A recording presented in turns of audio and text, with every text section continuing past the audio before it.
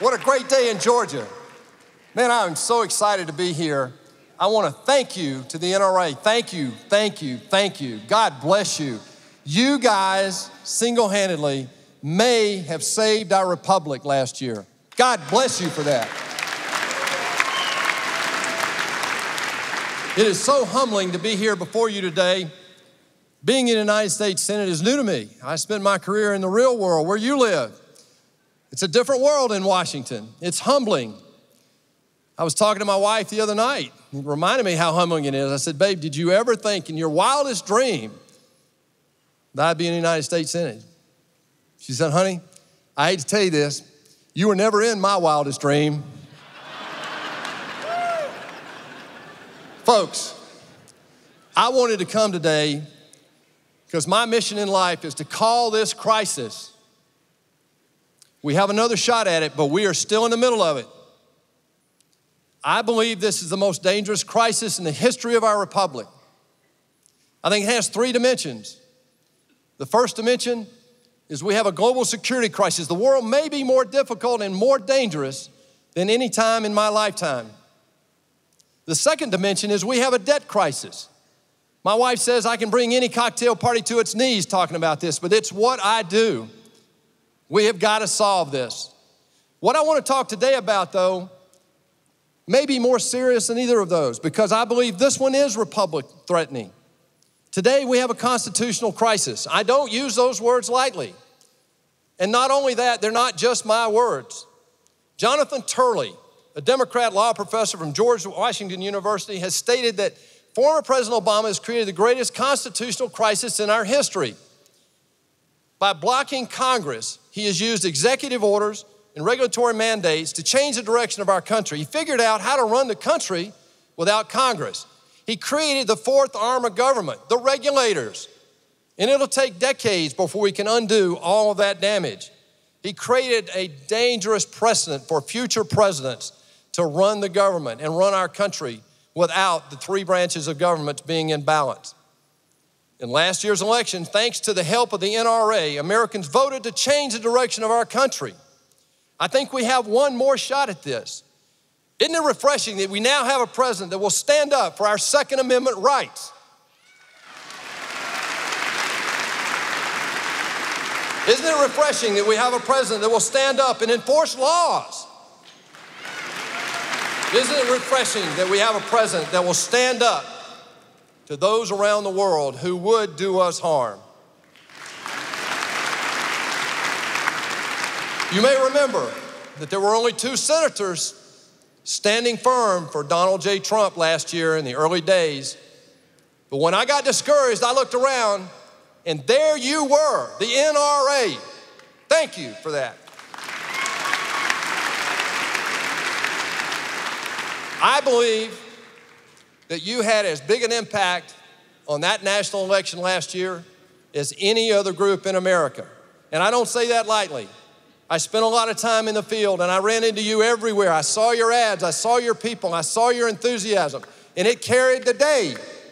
I'm so proud to be a member of the NRA when I see an organization like this make that kind of difference for our country. Thank you for that.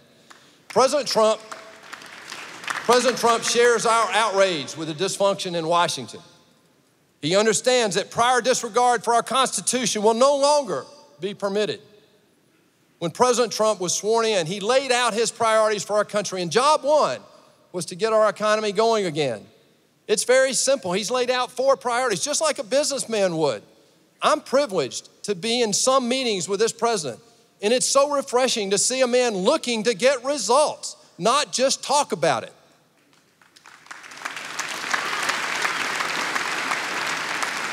This year, tomorrow actually is the last day of his first 100 days, and I will tell you, it's been a whopping success. I was asked the other day, give him a grade. I said, well, you know, it's absolutely an A+. If I could give him anything higher, I would. I see this man moving in so many directions. He's moving at a business pace, not a bureaucratic pace. He's moving to pull back the regulations that have sucked the very life out of this economy over the last 8 years. He is fighting hard to bring justice back to our country. He nominated Neil Gorsuch, and I'm so proud to be a member of the Senate that just a few weeks ago, we stood up to the first ever partisan filibuster attempt to block a nominee from the United States Supreme Court, and we confirmed Neil Gorsuch to the United States Supreme Court. President Trump called on Congress to fix this debacle called Obamacare, and we're well on the way to do just that. And lastly, he is going to, one way or the other, clean up this archaic tax system that we have in the United States. And you know what? People like you and me are listening.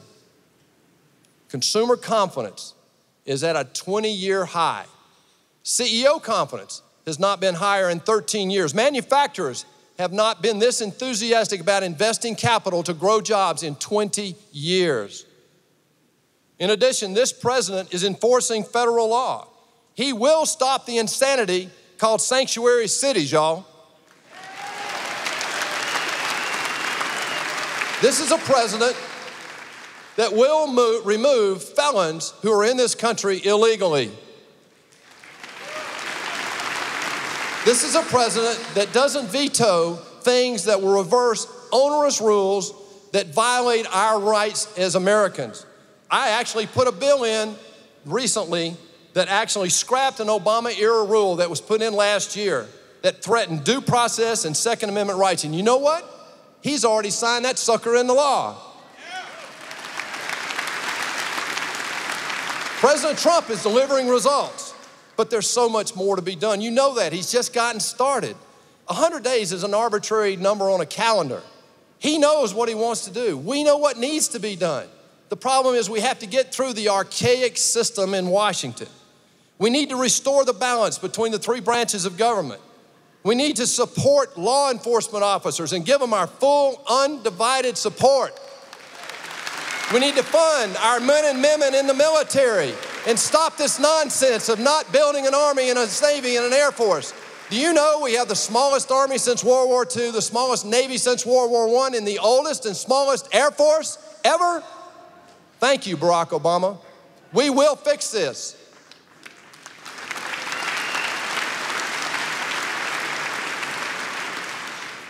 I'm not going to say a lot about the wall. You had a better guy talk about that earlier. We call him the president. But he will build that wall. He will stop sanctuary cities. He is moving to protect the Second Amendment rights. And we have to go further. We have to pass a concealed carry reciprocity law.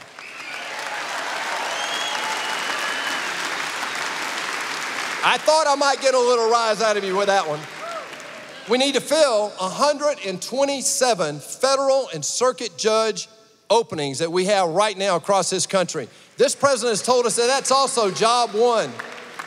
And finally, folks, after 230 years, it's finally time to bring term limits to the United States Congress.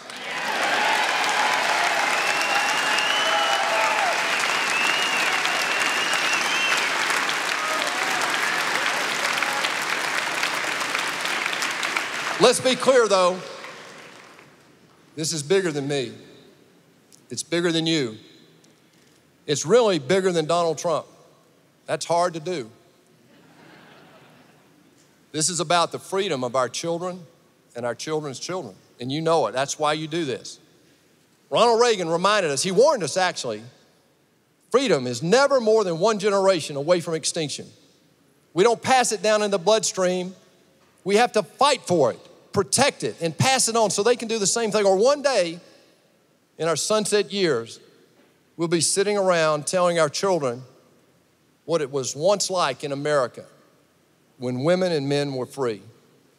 Not on my watch, not on your watch, ladies and gentlemen. Thank you for hanging in there with that.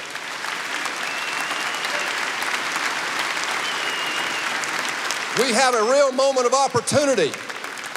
What we did in November last year is the first step, but now the real heavy lifting starts.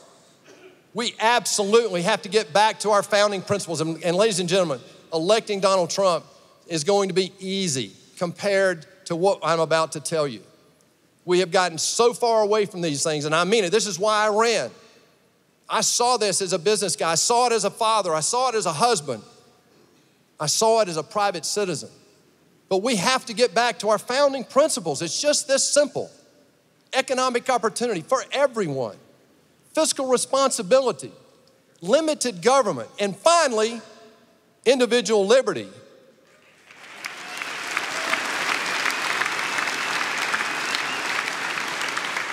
We have something in the United States that no other country in the history of the world has. It's called a Constitution.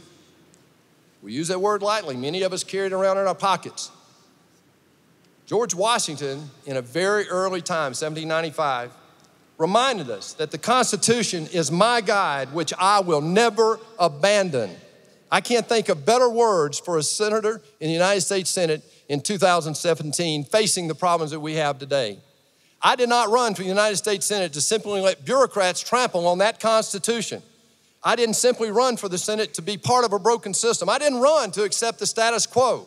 You're not here to accept the status quo. Folks, we simply have to work together to protect our rights under that Constitution, to seize this moment of opportunity, and finally change the direction of our country. Thank you for saving us from the brink of disaster last year. Thank you for electing Donald J. Trump. And thank you for all you do to protect our Second Amendment rights and all of our rights under that Constitution. God bless you. God bless the NRA. And God bless the United States of America. Thank you.